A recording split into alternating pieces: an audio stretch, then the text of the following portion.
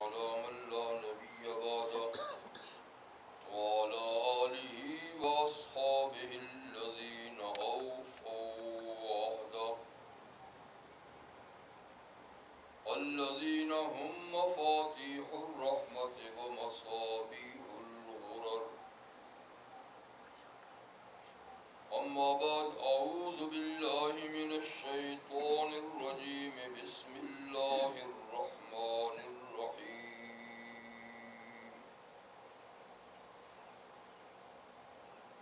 ومن عمل صالحا من ذكر أو أنثى وهو مؤمن فلنحيينه حياة طيبة ولنجزينهم أجرهم بأحسن ما كانوا يعملون.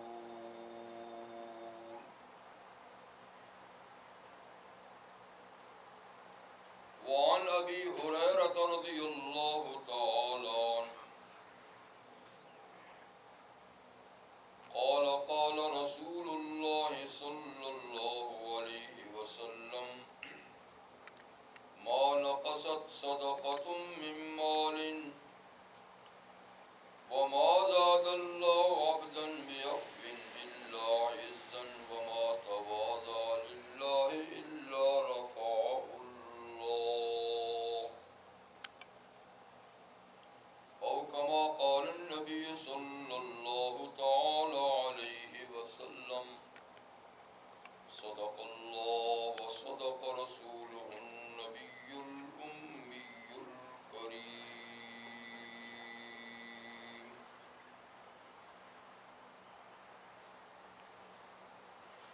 واجب الاحترام حضرات، سورۃ النحل سے ایک آیہ کریمہ سرور کونین صلی اللہ علیہ وسلم کے ارشادات عالیہ میں سے حدیث اس وقت آپ کے سامنے تلاوت.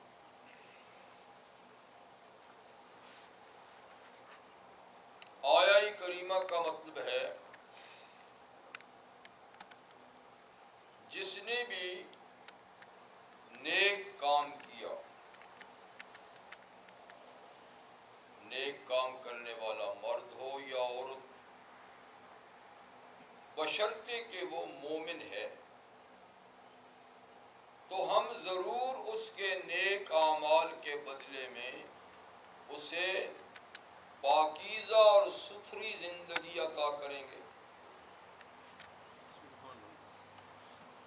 اور ہم ضرور اس کو اس کے عمل سے بھی زیادہ اچھا بدلہ دیں گے. یعنی جو وہ کام کرتا رہا اس کے اعمال سے بھی زیادہ اچھا بدلہ، اچھی جزا اور اچھا ثواب اس کو عطا کریں گے.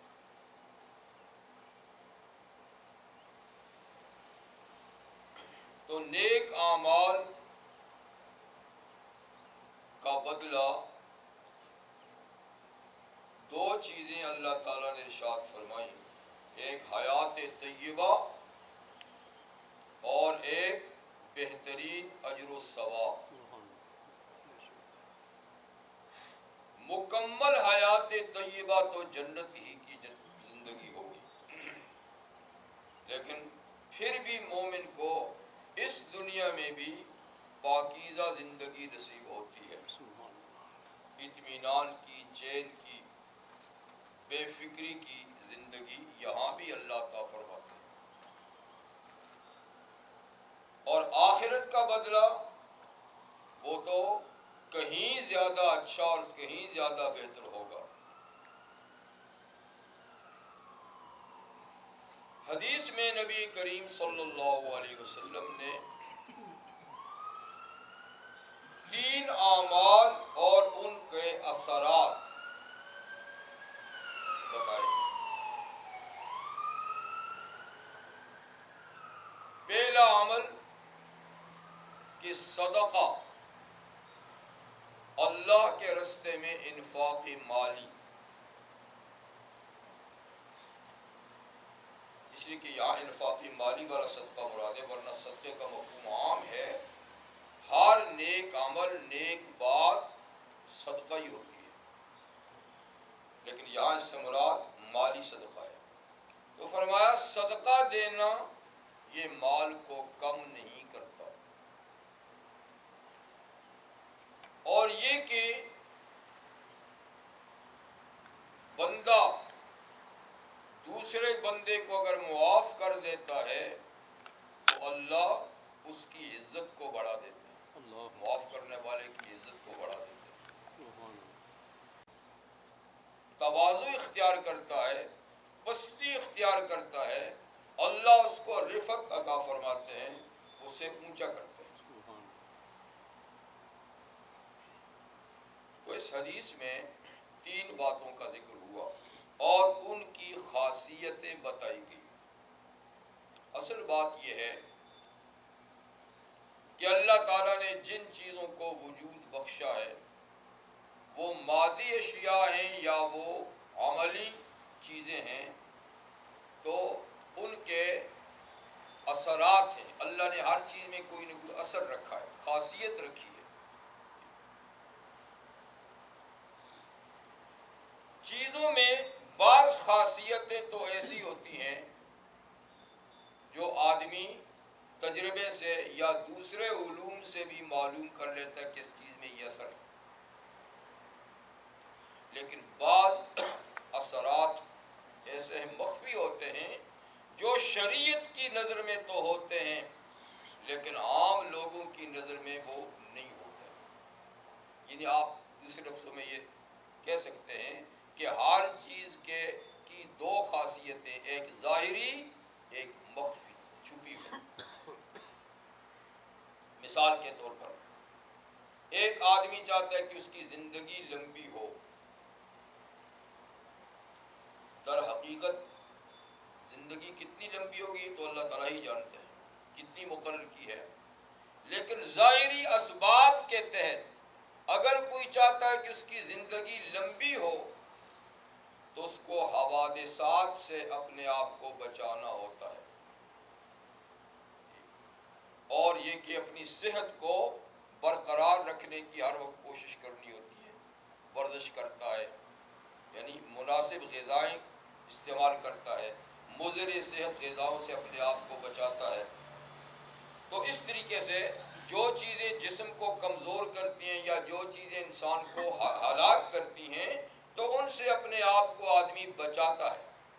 اس کے مقابلے میں صحت مند چیزیں, صحت مند جگہ, خوراک, دوائیں یہ استعمال کرتا ہے. تو یہ زندگی کے ظاہری سبب ہے کہ ایسے آدمی کی زندگی لمبی ہوگی بظاہر. لیکن واقعی زندگی لمبی کس چیز سے ہوتی ہے یہ مادی علم سے معلوم نہیں ہو سکتا. نبی کریم صلی اللہ علیہ وسلم نے واقعی زندگی اگر کوئی لمبی چاہتا تو اس کے لیے نسخہ کیا بتایا؟ فرمایا کہ ما یزید فی العمر الا البر, کہ عمر میں صرف نیکی بڑا اضافہ کرتی ہے. نیک اعمال انسان کی زندگی کو لمبا کر سکتے ہیں, نیک اعمال سے زندگی بڑھتی ہے. اور ارشاد فرمایا من احب ان یبسط له فی رزقه وینسأ له فی عمره فلیصل رحمہ او کما قال النبی صلی اللہ علیہ وسلم. جو آدمی یہ بات پسند کرتا ہے کہ اس کی روزی میں اضافہ ہو, اس کی روزی فراخ ہو, اس کی روزی کشادہ ہو,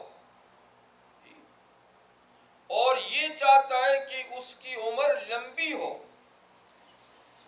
تو اس کا نسخہ کیا ہے؟ فَلْيَصِلْ رَحِمَهُ, وہ صلہ رحمی کرے, رشتہ داروں کے ساتھ اپنے تعلقات ٹھیک رکھے, ان کے ساتھ حسن سلوک اور نیکی کا برتاؤ کرے. تو نیک اعمال, سب لوگوں کے ساتھ حسن سلوک, بالخصوص اپنے عزیز و رشتہ داروں کے ساتھ حسن سلوک, یہ زندگی کو بڑھاتے ہیں. یہ نسخہ, یہ اثر کس نے بتایا؟ نبی کریم صلی اللہ علیہ وسلم. اور روزی بھی فراخ کس سے ہوتی ہے؟ فرمایا اسی سے ہوتی ہے. ایسے ہی فرمایا کہ ماں باپ کی خدمت، اس سے بھی عمر بڑھتی ہے. ماں باپ کی خدمت سے بھی، یہ بھی صلہ رحمی میں آتا ہے، کیونکہ صلہ رحمی میں سب سے مقدم ترین عزیز کون ہے؟ ماں باپ. تو اس سے ہوگا. اسی طریقے سے دیکھیے، اگر کوئی یہ چاہتا ہے کہ وہ زیادہ سے زیادہ علم حاصل کرے اور بڑا عالم بنے، تو اس کے لیے ظاہری طور پہ کیا کرنا ہوگا؟ پابندی وقت کے ساتھ پڑھنا ہوگا، زیادہ سے زیادہ اسٹڈی کرنی ہوگی، مطالعہ کرنا ہوگا، پڑھنا پڑھانا ہوگا. تو اس سے علم بڑھتا ہے. لیکن اس کا واقعی اور اصل سبب اور خاصیت کیا ہے؟ کتاب کا ادب، استاد کا ادب. جو کتاب اور استاد کا ادب کرے گا اس کے علم میں برکت ہوگی، اس کا علم پھیلے گا، اس کا فیض دوسروں تک جائے گا. اور جس نے مطالعہ اور اسٹڈی تو بہت زیادہ کی، بہت سی کتابیں پڑھ ڈالیں، لیکن نہ کتاب کا احترام نہ استاد کا احترام، تو اس نے پڑھ تو بہت کچھ لیا لیکن اس کے علم میں برکت نہیں ہوگی. ٹھیک ہے، برکت نہیں، معلومات تو بہت ہو جائے گی لیکن برکت نہیں ہوگی، اس سے لوگ فائدہ نہیں اٹھا سکیں گے. ہمارے اکابر اہل علم میں امام سرخسی رحمۃ اللہ علیہ ایک بہت بڑے اسکالر گزرے ہیں،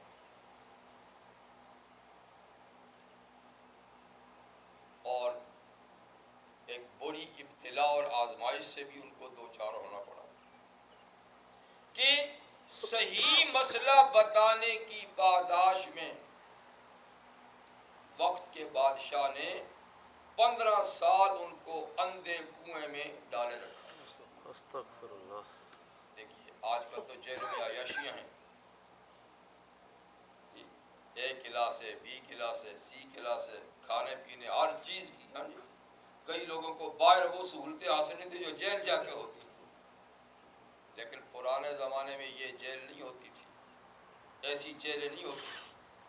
وہاں کسی کو سخت سزا دیتے تو تنگ اور تاریک کنویں میں اس کو رکھ دیتے تھے.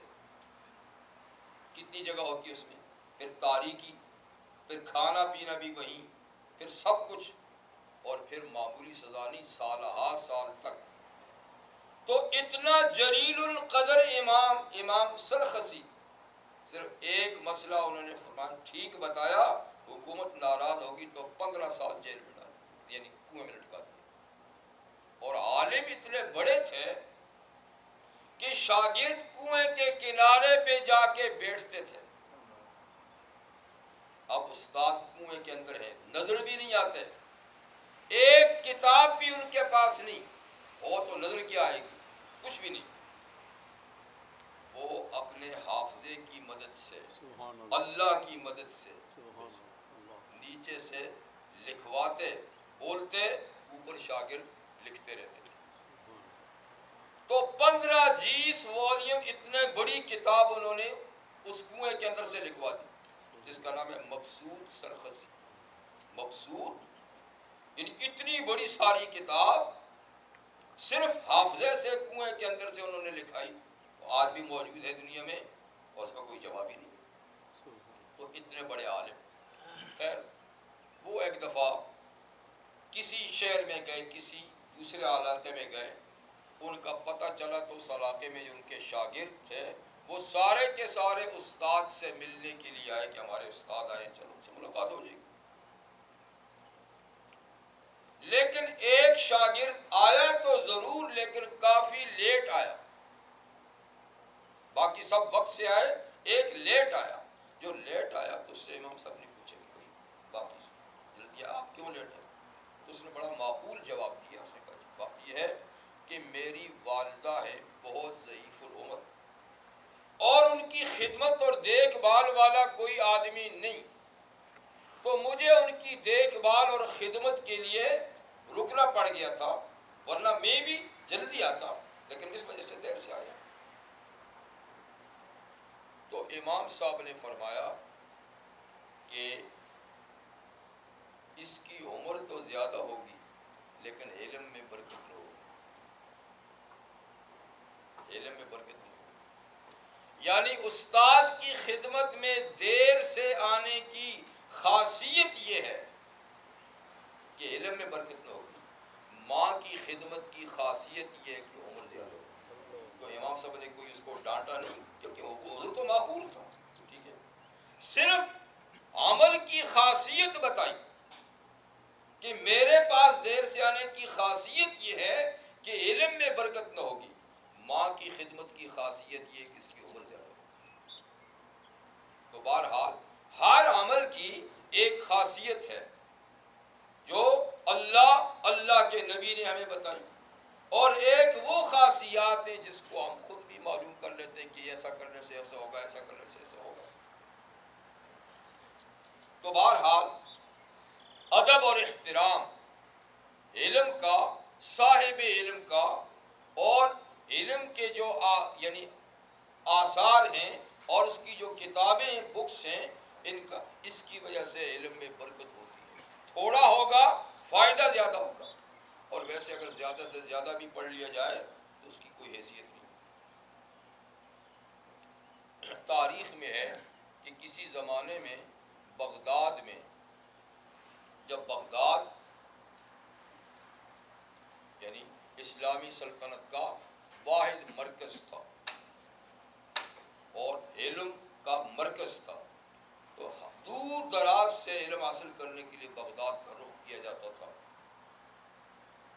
تو دو طالب علم ایک ہی اسکول میں پڑھنے والے، دونوں نے سنا کہ کوئی بزرگ تشریف لائے، کوئی اللہ کے نیک بندے تشریف لائے، تو دونوں نے کہا چلو ان کی ملاقات کرتے ہیں۔ ایک نے کہا کہ میں اس لیے جا کر ملوں گا کہ ان سے علمی بحث کروں گا، سوالات کروں گا، کوسچن کروں گا، جی۔ تو اس کے دل میں غرور تھا، اپنے علم کی برتر تھا، بھی بڑا ذہین، لائق، قابل تھا، کیونکہ سوال کرنا بھی تو معمولی بات نہیں ہے، یعنی اپنی قابلیت بتانے کے لیے کہ میں بھی قابل ہوں، اس سے سوال کروں گا۔ دوسرا یہ نیت لے کر گیا کہ میں صرف ان سے دعا کی درخواست کروں گا کہ وہ میرے لیے دعا کریں کہ اللہ تعالیٰ مجھے علم نافع عطا فرمائے۔ ایک بحث مباحثے کی نیت سے اور ایک دعا لینے کی نیت سے دونوں ساتھی چلے۔ ایک نے پہنچتے ہی سوالات شروع کر دیے، یہ ہے، وہ ہے، اس کا جواب، اس کا جواب ہے، خیر انہوں نے جو جواب دے رہے تھے دیے۔ دوسرا خاموشی سے بیٹھا رہا۔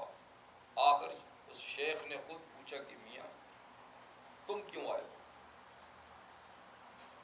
اس کے آنے کا مقصد تو سامنے آ گیا، تم کیوں آئے ہو؟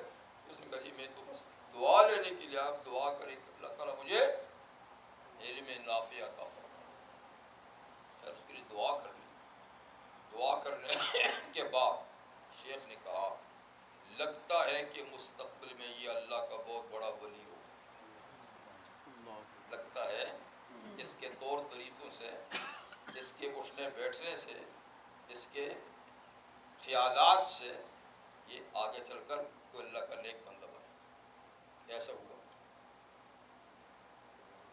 آگے چل کر یہ شیخ عبد القادر گیلانی کے نام سے مشہور ہوا۔ یہ طالب علم آگے چل کر کون تھا؟ شیخ عبد القادر گیلانی رحمۃ اللہ۔ دوسرا جو ان کا ساتھی تھا، جس کے اندر غرور تھا، عجب تھا، انانیت تھی، جی، وہ حکومت کا ملازم بنا اور سفیر بنا۔ سفیر بننے کے بعد آگے چل کر ایک عیسائی عورت پہ فریفتہ ہو گیا۔ فریفتہ ہونے کے بعد اسلام چھوڑ کر عیسائی بن گیا۔ اس کے سور کے ریوڑ چلانے لگا۔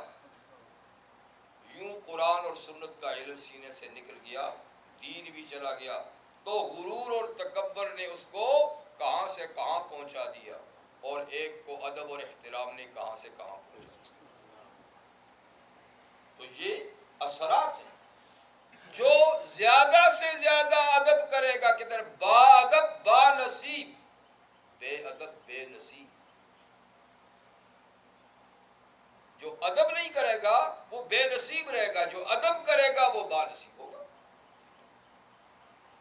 تو بہرحال نبی کریم صلی اللہ علیہ وسلم نے اس حدیث میں کچھ اعمال کی تاثیر بتائی ہے، اور اس کے علاوہ اور کئی احادیث میں بھی کئی اعمال کی تاثیریں بتائی ہیں. جیسے حضور صلی اللہ علیہ وسلم نے ارشاد فرمایا کہ جب آدمی کے گناہ زیادہ ہو جاتے ہیں، جب گناہ زیادہ کرتا ہے، اذا کثرت ذنوب العبد اوقع اللہ فی الہم، اس کو اللہ غم اور پریشانی میں مبتلا کر دیتا ہے. تو بظاہر اس کی پوزیشن کتنی اچھی کیوں نہ ہو، ساری چیزیں اس کو میسر کیوں نہ ہوں، لیکن گناہوں کی نحوست سے ہمیشہ وہ پریشان رہے گا. تو جب بندے کے گناہ زیادہ ہوتے ہیں اللہ اس کو پریشانی میں مبتلا کر دیتے ہیں. تو یہ گناہ کی دنیاوی تاثیر ہے، دنیا کی تاثیر ہے. آگے کی بات تو آگے بولنے دی. ایسے ہی نبی کریم علیہ السلام نے فرمایا کہ وَإِنَّ الرَّجُلَ لَيُحْرَمُ رِزْقَهُ بِذَنْبٍ يُصِيبُهُ، لَيُحْرَمُ الرِّزْقَ بِذَنْبٍ يُصِيبُهُ، کہ آدمی کو بسا اوقات گناہ کی وجہ سے ایک روزی سے محروم ہو جاتا ہے کہ اگر گناہ نہ کرتا تو وہ روزی ملتی، لیکن گناہ کی وجہ سے وہ اس سے محروم ہو جاتا ہے. تو بعض گناہ ایسے ہیں کہ جو روزی سے محروم کر دیتے ہیں، بعض گناہ ایسے ہیں کہ جن کی وجہ سے انسان پریشانیوں میں مبتلا ہو جاتا ہے. بہرحال اسی طریقے سے بعض ایسے نیک اعمال بھی ہیں کہ ایک نیک عمل اتنا زیادہ مؤثر ہوتا ہے کہ سارے گناہوں کو دھو دیتا ہے. جیسے حضور نے ارشاد فرمایا ان الاسلام لا یہدم ما کان قبلہ، آدمی کا مسلمان ہو جانا، کفر چھوڑ کے اسلام میں آنا، یہ کفر کے زمانے کے سارے گناہوں پہ پانی پھیر دیتا، سب گناہ معاف ہو گئے. کافر جب مسلمان ہوا کفر کے زمانے کے سارے گناہ معاف ہو گئے. اسلام قبول کرنا ایسا عمل ہے کہ کفر کے سارے گناہوں کو دھو دیتا ہے. ان الہجرت تہدم ما کان قبلہا، اللہ کی رضا کی خاطر، دین ایمان کو بچانے کے لیے، گناہوں سے بچنے کے لیے کسی جگہ کو چھوڑ کر دوسری جگہ جانا ہجرت. فرمایا کہ ہجرت اپنے سے پہلے کے سارے گناہوں کو معاف کر دیتی ہے. مہاجر کے پہلے گناہ اگر ہجرت اللہ کی رضا کی ہے. اور ان الحج یہدم ما کان قبلہ، اگر صرف اور صرف اللہ کی رضا کی خاطر حج کیا ہے تو حج بھی پچھلے سارے گناہوں کو معاف کر دیتا ہے. اور اسی طریقے سے آپ دیکھیں کہ اللہ تعالیٰ فرماتے ہیں کہ جو آدمی گناہ سے سچی توبہ کر لیتا ہے تو یہ توبہ کا عمل بھی پچھلے سارے گناہوں کو ختم کرتا ہے. تو کئی ایسے اعمال ہیں کہ ان کی تاثیر یہ ہے کہ وہ عمل کیا جائے تو سارے گناہ دھو ڈالتا ہے، لیکن ایسے گناہ بھی ہیں کہ جب کیے تو ساری نیکیوں کا بھی صفایا کر دیتا ہے. جیسے کوئی اسلام کو چھوڑ دے، اسلام کو چھوڑ دے، ارتداد اختیار کرے، اللہ فرماتے ہیں حبطت عملہ، جس نے اسلام کو چھوڑ دیا اس کے پچھلے سارے اعمال ضائع چلے گئے، کچھ نہیں رہا.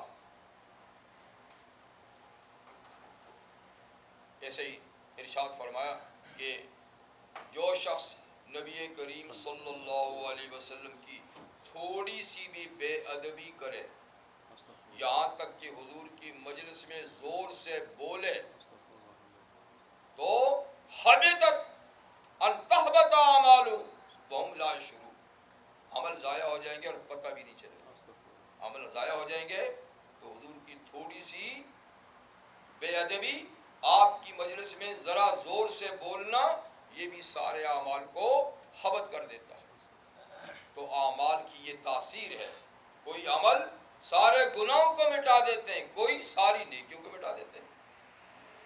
بہرحال حدیث جو میں نے آپ کے سامنے پڑھی، اس میں حضور صلی اللہ علیہ وسلم نے 3 عمل بتائے، ان کی تاثیر بتائی، ان کی خاصیت بتائی۔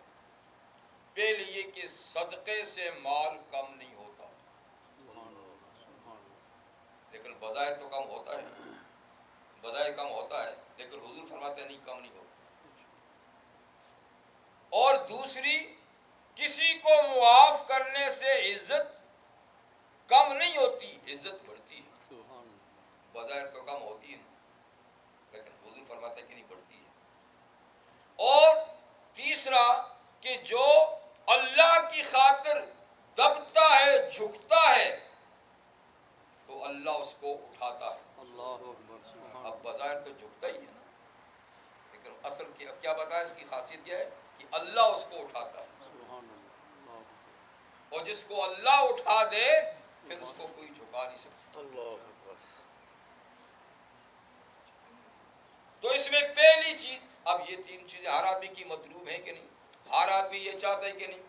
چاہتا ہے نا کہ میرا مال کم نہ ہو، کا اس کا ذریعہ کیا ہے؟ صدقہ۔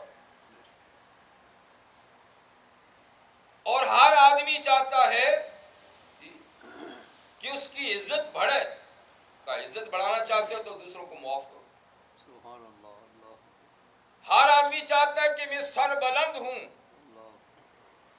اللہ فرماتے ہیں سر بلند ہونا چاہتے ہو تو میرے سامنے سر جھکاؤ، جو میرے لیے جھکے گا میں اس کو بلند کروں گا۔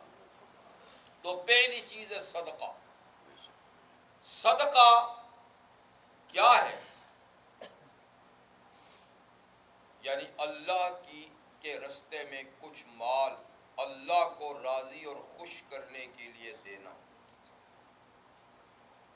اس میں وہ مال بھی آتا ہے کہ جس کو اللہ نے فرض کیا ہے، جس کو ہم زکوٰۃ کہتے ہیں۔ تو قرآن حکیم میں زکوٰۃ کے لیے زکوٰۃ کا لفظ بھی ہے، لیکن زکوٰۃ کے لیے صدقے کا لفظ بھی ہے۔ انما الصدقات، یا زکوٰۃ مراد ہے، انما الصدقات للفقراء والمساکین۔ یہ دیکھو صدقات یعنی زکوٰۃ فقراء اور مساکین کا حق ہے۔ تو جو مال اللہ کا مقرر کیا ہوا یا اپنی خواہش اپنی مرضی سے اللہ کی رضا کے لیے دیا جائے، اس کا نام کیا ہے؟ صدقہ۔ وہ پیسہ ہو، وہ جانور ہو، وہ کھانا ہو، وہ کپڑا ہو، کوئی چیز بھی ہو، اس کا نام کیا ہے؟ صدقہ۔ اس کو صدقہ کیوں کہتے ہیں؟ اس لیے کہ صدقہ صدق سے ہے۔ صدق کہتے ہیں سچائی کو۔ تو یہ جو کچھ دے رہا ہے، اس کا یہ دینا اس کے ایمان کی سچائی کی نشانی ہے۔ صدقہ آدمی کے مومن ہونے کے سچائی کا، کہ سچا مومن ہے، نشانی ہے۔ اس لیے اس کو صدقہ کہتے ہیں کہ یہ اس کے ایمان کی سچائی کی نشانی ہے۔ تو سچائی کی نشانی، نماز کو نہیں کہا، روزے، زکوٰۃ، حج ان کو نہیں کہا۔ مال خرچ کرنے کو صدقہ کیوں کہتے ہیں؟ نماز کو صدقہ کیوں نہیں کہتے؟ کہتے ہیں بات یہ ہے کہ مال اتنی پیاری اور محبوب چیز ہے کہ انسان کبھی مال کی خاطر جان دے دیتا ہے پر مال نہیں دیتا۔ یعنی اتنا محبوب ہے کہ کبھی جان پیش کر دے گا لیکن مال، کئی قصے آپ سنتے ہیں کہ مال کی خاطر فلانا مارا گیا، مال کی خاطر فلانا مارا گیا۔ کیا مطلب؟ اس کو مال نہیں دے رہا تو مارا گیا، اگر دے دیتا تو بچ جاتا۔ تو مقصد یہ ہے کہ آدمی جان سے بھی کبھی مال کو پیارا سمجھتا ہے، اس لیے جو مال خرچ کرتا ہے تو اس کا مطلب ہے کہ اس کو اللہ زیادہ پسند ہے مال سے، تو یہ اس کی سچائی کی نشانی ہے۔ تو خیر، صدقہ اس چیز کو کہتے ہیں جو اللہ کی رضا کی خاطر دی جائے، اپنے ایمان کی سچائی کے اظہار کے طور پہ دی جائے۔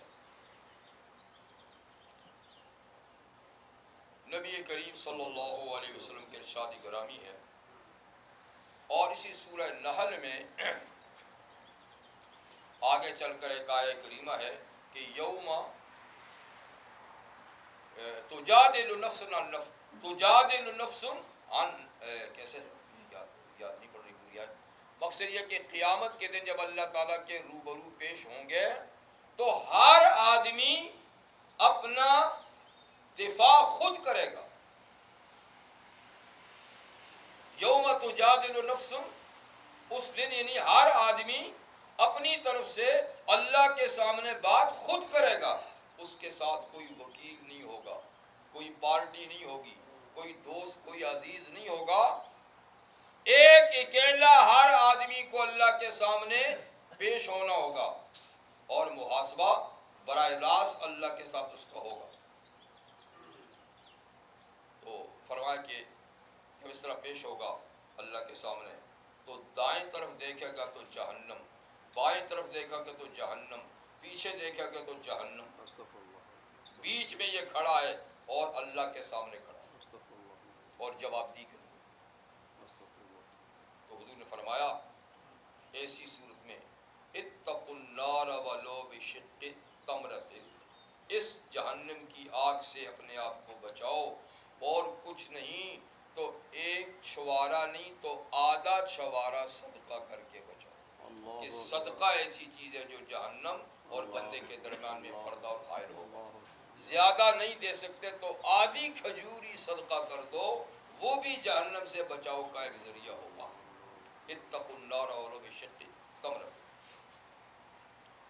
ایک مفہوم تو اس کا یہی ہے، اور ایک مفہوم محدثین نے اور بھی بیان کیا ہے، وہ یہ اتقوا النار ولو بشق تمرۃ، یعنی کسی دوسرے مسلمان کا تم پر اگر آدھا چھوارا بھی حق ہے تو اس حق کو دنیا میں ادا کر کے اپنے آپ کو جہنم سے بچا لو، ورنہ اتنا حق بھی لے کر چلے گئے تو اس کی وجہ سے جہنم میں جانا پڑے گا، کیونکہ حقوق العباد ہے۔ آدھا چھوارا بھی کسی کا تمہارے ذمے ہے تو دنیا میں اس کو واپس کر کے اپنے آپ کو جہنم سے بچاؤ، نہیں تو مقصد یہ ہے کہ اتنا صدقہ دے کر اپنے آپ کو بچاؤ، یا اتنا حق کسی کا ہے۔ تو رحمت عالم صلی اللہ علیہ وسلم نے سب کچھ بتا دیا ہے، حقوق اللہ کیا ہے، حقوق العباد کیا ہے، اور آگے چل کر کیا چیزیں درپیش ہوں گی، کیا معاملہ درپیش ہوگا۔ نبی کریم صلی اللہ علیہ وسلم نے ارشاد فرمایا کہ دیکھو معاملات کو صاف کر کے جانا، ایسا نہ ہو کہ قیامت کے دن دوسری امتیں تو نیک اعمال لے کر آئیں، دوسری امتیں تو نیک اعمال لے کر آئیں اور تم اس حال میں آؤ کہ کسی نے کسی کا اونٹ چرایا، کسی نے بکری گائے چرائی، کسی نے کسی کا کپڑا چرایا، کسی نے جوتا چرایا، کسی نے فلاں چیز چرائی، تو یہ چوری کیا ہوا مال کہیں اپنی گردن پہ لادے ہوئے تم قیامت کے دن نہ ہو، اور پھر مجھ سے کہو اغثنی یا رسول اللہ، یا رسول اللہ میں پھنسا ہوا ہوں دوسروں کے حقوق میں، آپ میری مدد کیجئے، تو میں تمہاری کوئی مدد نہیں کروں گا اور نہیں کر سکوں گا۔ تو اس سے معلوم ہوا، حدیث ابو ہریرہ رضی اللہ عنہ میں بھی یہ حدیث موجود ہے کہ جو آدمی دنیا میں دوسروں کے حقوق تلف کرتا ہے، چوری، ڈاکہ اور کسی طریقے سے دوسروں کے حقوق، تو یہ چیزیں قیامت کے دن اس کے گردن پہ لدی ہوئی ہوں گی،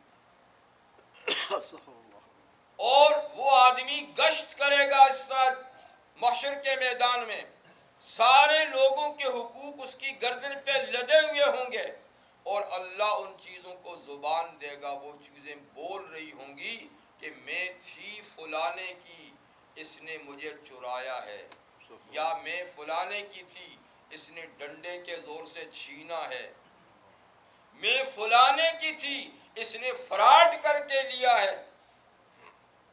تو وہ چیزیں بولیں گی باقاعدہ، اور یہ گھومے گا۔ اونٹ ہے تو وہ بولے گا، اس کو زبان دیں گے اللہ، بھیڑ بکری ہے، گائے بیل ہے، ٹھیک ہے، یا کپڑا ہے یا اور سامان ہے، جو چیز بھی دوسرے کے حق سے متعلق ہے وہ گردن پہ لدی ہوئی ہوگی، اور محشر کے میدان میں ساری مخلوق کے سامنے وہ چیزیں بولیں گی، تو کتنی بڑی شرمندگی ہوگی، کتنی بڑی شرمندگی ہوگی۔ تو حضور نے فرمایا ایسا نہ ہو کہ تمہاری گردنوں پہ لوگوں کے حقوق ہوں اور تم لے کر آؤ اور باقی امتیں نیک اعمال لے کر آئیں، تو کیا مطلب؟ ایک تو تم پھنسو گے، ایک مجھے شرمندگی ہوگی کہ یہ میرا امتی ہے۔ تم تو پھنسو یا پھنسو جو بھی کرو، لیکن حضور صلی اللہ علیہ وسلم کو کتنی کوفت ہوگی، کتنی تکلیف ہوگی کہ میرا امتی۔ اس بات کا تو شاید ہمیں احساس تک بھی نہیں ہے کہ ہمارے برے اعمال سے حضور کو بھی کوفت ہوتی ہے، دنیا میں بھی اور وہاں بھی، اس کا تو ہمیں احساس تک نہیں ہے۔ لیکن بعض ایسے حساس امتی بھی دنیا میں گزرے ہیں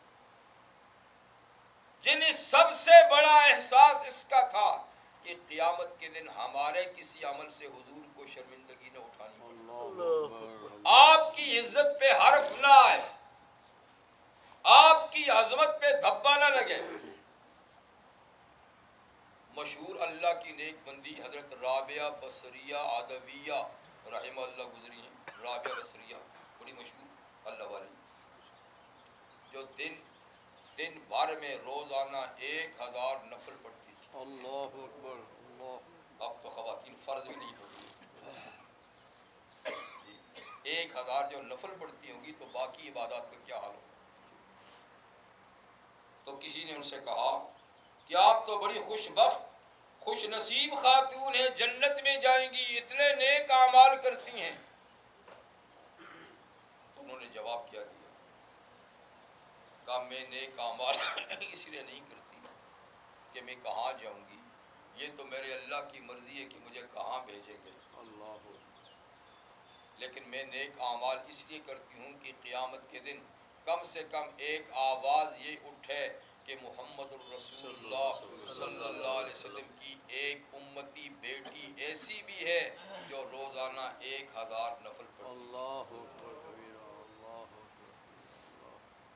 تاکہ میرے نبی صلی اللہ علیہ وسلم کی شان اور چمکے، امت کی عمل سے امت کی خوبی سن کر اور چمکے۔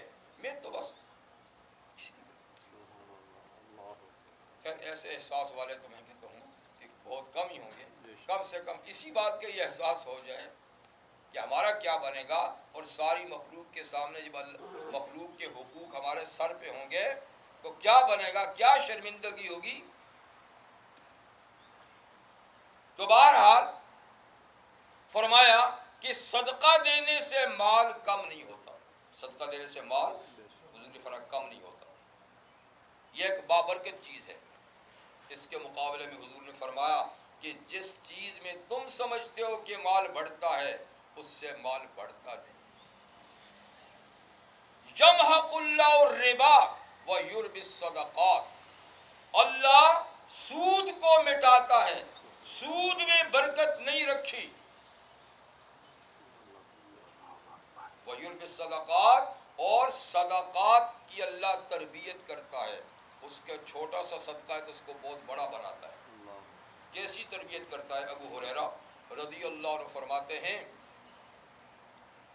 کہ اللہ تعالیٰ کے نام پر اگر ایک چھوارا ایک کھجور صدقہ دی خلوص نیت سے تو اللہ اس کو اتنا پالتے اور بڑا کرتے ہیں کہ قیامت کے دن وہ احد پہاڑ جیسا ہو جائے گا ایک کھجور کا دانہ۔ فرماتے اللہ تمہارے صدقات کی ایسی تربیت کرتے ہیں جیسے تمہاری گھوڑی سے بچہ پیدا ہو تو تم بڑی اس کی دیکھ بھال کرتے کرتے کرتے کرتے کرتے جب اتنی تربیت کرتے کہ وہ گھوڑا بن جاتا ہے، یا کوئی جانور جب بچہ دیتا ہے تو اس کی تربیت اور دیکھ بھال کرتے ہو تاکہ وہ جوانی تک پہنچے۔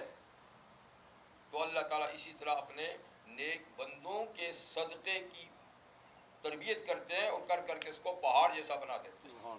یہ بھی فرمایا کہ محشر کے میدان میں ایک شخص آئے گا تو اس کے سامنے پہاڑوں کی طرح نیک اعمال ہوں گے. وہ سوچے گا کہ اتنے نیک عمل تو میں نے کیے نہیں، جتنے دیکھ رہا ہوں اتنے تو میں نے کیے ہی نہیں.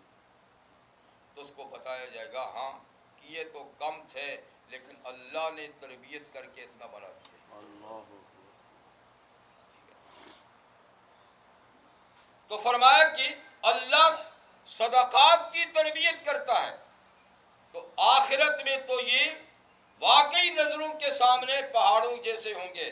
اور دنیا میں صدقے کی تربیت یہ ہے کہ مال پاک ہو جاتا ہے صدقہ دینے سے، زکوٰۃ دینے سے، اور مال محفوظ بھی ہو جاتا ہے چوری سے، ڈاکے سے اور غلط کاموں میں صرف ہونے سے. وہ کہ تھوڑا سا کم ہو گیا لیکن جو ہوئے وہ اس میں برکت پیدا ہوگی، اس سے آپ کے سارے کام نکل جائیں گے. اور سودی اور دوسرا ناجائز طریقے سے مال بظاہر تو بڑھ گیا بہت زیادہ لیکن اللہ نے اس میں سے برکت نکال دی، وہ کسی وقت بھی ضائع ہو جائے گا اور اس سے کوئی کام ہی پورا نہیں ہوگا. تو بے برکتی کا مطلب یہ کہ مال تو ڈھیروں جتنا ہے لیکن کام پورے نہیں ہو رہے، پریشان ہے. اللہ فرماتے ہیں من اعرض عن ذکری فإن له معیشتا ضنکا، جو میری یاد سے منہ پھیرتا ہے میں کروڑ پتی ہونے کے باوجود اس کی زندگی کو تنگ کر دیتا ہوں، بے سکونی، بے چینی، پریشانی. جی تو بہرحال اللہ سود کو مٹاتا ہے. اب یہاں ایک سوال پیدا ہوتا ہے کہ بظاہر تو سود لینے والے، کھانے والے، استعمال کرنے والے بڑھتے ہی چلے جا رہے ہیں اور ہماری زندگی میں ہم دیکھتے ہیں کہ بڑے خوشحال رہتے ہیں، پھر کم کیسا ہوا؟ تو بات یہ ہے ہم اپنے حساب سے سوچتے ہیں، ہم اپنی زندگی سے حساب لگاتے ہیں. اللہ تعالیٰ کے ہاں اپنا حساب ہے، اس کے ہاں اپنے وقت ہے، ہمارے ہاں اپنا وقت ہے. ہم اپنے دن رات، اپنے مہینے اور سال کے حساب سے اندازہ لگاتے ہیں کہ فلانے کے 10 سال ہوئے خوشحال تھا ماشاءاللہ، 20 سال خوشحال گزرے، 50 سال اس کے خوشحال گزرے. لیکن اللہ کے ہاں ان یوما عند ربک کالف سنۃ مما تعدون، تم جو 1000 سال گنتے ہو اللہ کے ہاں ایک دن ہوتا ہے. تم جو 1000 سال گنتے ہو تمہاری گنتی کے 1000 سال ہوتے ہیں، اللہ کے ہاں وہ ایک دن ہوتا ہے. تو فرض کرو ایک آدمی نے اس دنیا میں 1000 سال عیش و عشرت کی زندگی گزاری تو اللہ کے نزدیک صرف ایک دن عیش و عشرت کی زندگی گزاری. اب 1000 سال ہیں ہی کہاں؟ اب تو یوں سمجھیے یہ ہمارے 50 60 70 سال یا زیادہ سے زیادہ چلو 100 سال لگا دی، یہ تو کتنا ہے اس کے مقابلے میں گھنٹہ بھی نہیں بنتا. تو اگر ایک آدمی 1 گھنٹے تک عیش و عشرت کر لے اور باقی ابدی زندگی اس کی غارت ہو جائے تو یہ نقصان نہیں ہے؟ تو اللہ تعالیٰ کے ہاں اعمال کے نتائج کو جو بھگتیں گے اس کے لیے بڑا زمانہ پڑا ہوا ہے، اور اس کے اثرات یہاں بھی ظاہر ہو کے رہتے ہیں. لیکن چونکہ یہ عالم غیب، ایمان علم غیب کے ساتھ تعلق رکھتا ہے، اس لیے اللہ نتائج اعمال کو فوراً ظاہر نہیں کرتے، ورنہ اندر سے کیا ہو رہا ہے کوئی صورتحال ہم بتا نہیں سکتے. پھر قوموں کی زندگی تو صدیوں پر محیط ہوتی ہے. تو جو لوگ سودی نظام جنہوں نے قائم کیا، سودی نظام کے جو عالم بردار بنے، ایک وقت تھا کہ وہ ساری دنیا پر ان کا اقتدار تھا، اور ہم کہتے تھے کہ سورج ان کی حکومت میں ڈوبتا نہیں. یہ زمانہ ان کا 100 سال 200 سال 300 سال تک رہا. آج وہ کہاں ہیں؟ جن کے اقتدار میں سورج نہیں ڈوبتا تھا، فیجی لینڈ سے لے کر مغرب اقصی تک ان کی حکومت تھی، مگر اس نظام کے علمبردار تھے۔ آج وہ 700-800 میل کے ایک جزیرے کے اندر محصور ہیں۔ کہاں گئے؟ اس نظام نے تباہ کیا کہ نہیں کیا؟ اور آج جو زور لگا رہے ہیں کہ اب ہمارا اقتدار کا دور ہے، ہم سب سے زیادہ دولت مند ہیں، وہ دولت کہاں صرف ہو رہی ہے؟ مال حرام بود بجائے حرام رفت۔ حرام مال ہمیشہ حرام جگہ میں لگتا ہے۔ قوم سسک رہی ہے، قوم بھیک مانگ رہی ہے، دولت کہاں صرف ہو رہی ہے؟ نتائج کیا نکلیں گے؟ وقت آنے پہ آپ دیکھیں گے کہ وہ قوتیں جو اس وقت ابھری ہوئی ہیں اسی نظام کی بدولت، اس لیے کہ یہ نظام کھلم کھلا اللہ کے ساتھ جنگ کرنے کے مترادف ہے۔ جو اللہ سے جنگ کرے گا وہ جیتے گا۔ تو گھن لگ چکی ہے، اور دیکھیں کہ کب کیا ہوتا ہے۔ بہرحال اللہ کا حکم ہے یربی الصدقات یمحق اللہ الربا، سودی نظام کو اللہ مٹاتا ہے، صدقات کے نظام کو اللہ بڑھاتا ہے۔ اسلام نے صدقات کا نظام متعارف کرایا، دوسروں کی ضرورتیں پوری کرو، ان پہ دولت لٹاؤ، خدا تمہیں مالا مال کرے گا۔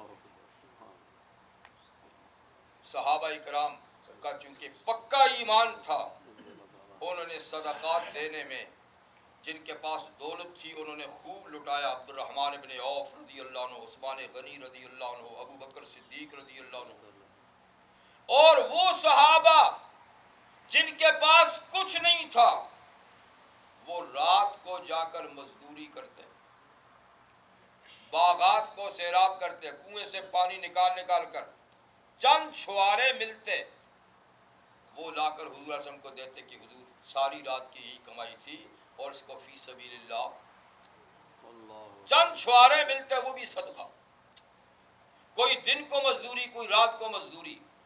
تو انفاق فی سبیل اللہ کی برکت سے آگے چل کر وہی صحابہ جن کو کھانے کو وقت پہ ٹائم نہیں ملتا تھا ان کے گھروں میں لاکھوں روپے پڑے ہوتے تھے، لاکھوں روپے اللہ دیتا ہے، ان کو دیتا ہے۔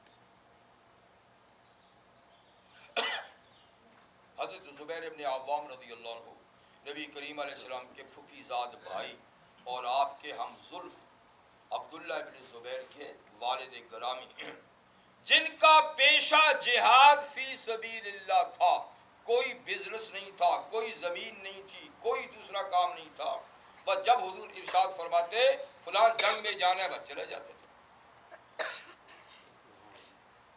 مال غنیمت وہاں سے ملتا تھا، مال غنیمت سب سے پاکیزہ ترین اور حلال ترین روزی ہوتی ہے، اس کے مقابلے میں کوئی دوسرا اتنا پاکیزہ نہیں جتنا دشمن سے حاصل ہونے والا مال پاکیزہ ہوتا ہے، وہ ملتا تھا۔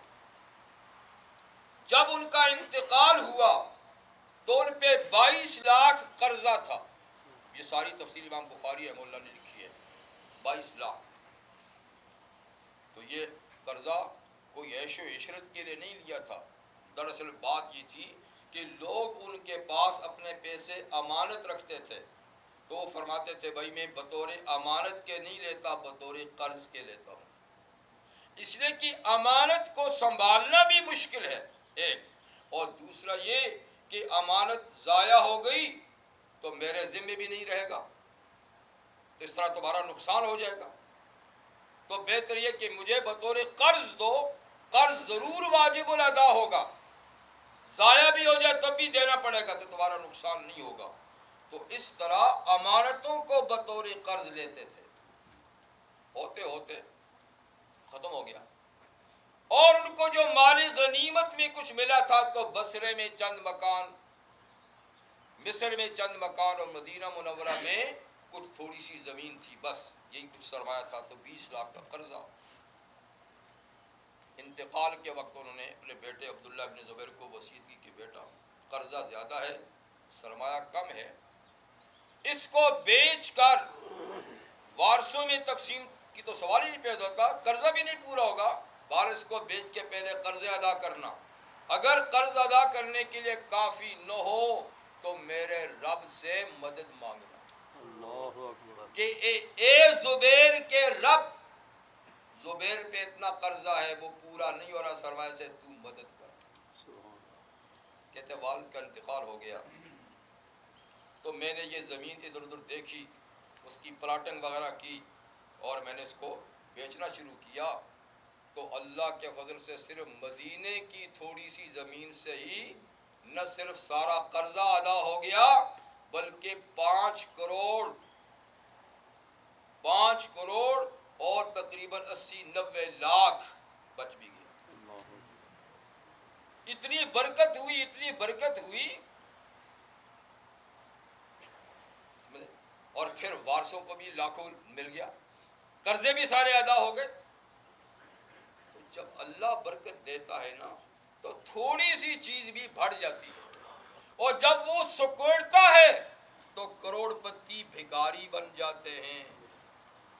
آپ نے بھی کئی دیکھے ہوں گے، میں نے بھی دیکھے، کئی مل اونر، کئی کارخانے چلتے، اب کیا بتائیں، یہ اولاد کرائے کے مکانوں میں رہتی ہے، اس لیے کہ اللہ اس نظام کو مٹاتا ہے، اس نظام کو بڑھاتا ہے۔ تو صدقہ سے مال کم نہیں ہوتا، ایک بات۔ دوسری بات فرمائی کہ دوسروں کو معاف کرنے سے عزت بڑھتی ہے، ذلیل نہیں ہوتا آدمی۔ اب ہم کہتے ہیں فلانے کو معاف کیا، ناک کٹ جائے گی، ہم کسی کو منہ دکھانے کے نہیں رہیں گے۔ ارے بھائی کیوں؟ کسی کو معاف کرنے سے کیا ناک کٹ جائے گی؟ ناک بلند ہو جائے گی، سرفراز ہو جاؤ گے۔ تو معافی کرنے کی عادت ڈالیں، بڑے سے بڑا جرم ہو۔ رحمت للعالمین صلی اللہ علیہ وسلم نے کیسوں کو معاف کیا، خون کے پیاسوں کو، جنہوں نے آپ کا پیارا وطن بھی آپ سے چھین لیا، آپ کے عزیزوں کو تکلیف پہنچائی، صحابہ کو، لیکن آپ نے ان کو بھی معاف کر دیا۔ تو کیا آپ کی عزت معاذاللہ کوئی کم ہو گئی؟ نہیں۔ تو بہرحال دوسروں کو معاف کرنے سے عزت بڑھتی ہے، کم نہیں ہوتی۔ اور تیسری فرمایا کہ اللہ تعالیٰ کے سامنے جو جھکتا ہے، تواضع اختیار کرتا ہے، اور تواضع بھی اس آدمی کی، مجھ جیسے کی نہیں، ہمارے پاس تو تواضع کے علاوہ ہے کیا؟ کہتے ہیں نا، تواضع ز گردن فرازہ نکوس، تواضع ز گردن فرازہ نکوس، گداگر تواضع کند خوئے اوس۔ کہتے فقیر تواضع کرے تو اس کی تو عادت ہے، تواضع نہیں کرے گا تو کیا کرے گا؟ لیکن جو گردن فراز ہے وہ گردن جھکائے تو یہ نیکی ہے، جس کی گردن اونچی ہے وہ ذرا جھکے تو یہ نیکی ہے۔ تو مقصد یہ ہے کہ تواضع یہ انسان کی فطرت ہے، اس لیے کہ انسان کو اللہ نے پیدا کس چیز سے کیا؟ انتہائی متواضع مادے سے، مٹی سے۔ مٹی سے زیادہ متواضع کیا ہے؟ جو چیز اس پہ ڈال دو انکار کرتی ہے، پھول ڈال دو تو انکار نہیں کرے گی، غلاظت پھینک دو تو انکار نہیں کرے گی۔ زندوں کو بھی سنبھال رہی ہے، مردوں کو بھی سنبھال رہی ہے۔ تو زمین، اسی زمین سے تو ہم پیدا ہوئے ہیں، ہمیں کیا حق پہنچتا ہے کہ ہم گردن اٹھا کے چلیں جی، اور ہم ابلیس کا طریقہ اختیار کریں؟ ہم کو چاہیے کہ ہم انبیاء کا طریقہ اختیار کریں۔ ہم مٹی سے بنے ہیں تو مٹی بن کے رہیں۔ تو تواضع سے کیا ہوگا؟ اللہ پھر سرفرازی نصیب فرماتے ہیں، اللہ سرفراز۔ تو حق تعالی شانہ یعنی ہمیں توفیق عطا فرمائے، اور اس طریقے سے ہمیں اللہ تعالیٰ نیک اعمال انجام دینے کی توفیق عطا فرمائے، تاکہ اس کی تاثیرات سے ہماری دنیا بھی اچھی ہو، ہماری عقبہ بھی سجے، ہماری آخرت بھی اچھی ہو، نجات حاصل کرے۔ وآخر دعوانا الحمدللہ۔